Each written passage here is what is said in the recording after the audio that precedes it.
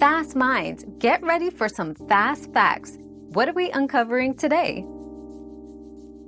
Joints crack often due to gas bubbles forming and bursting within the synovial fluid, changes in joint pressure, or the movement of tendons and ligaments over bones. If there's no pain, it's usually harmless. However, consistent or painful cracking could indicate underlying issues such as arthritis or joint injury.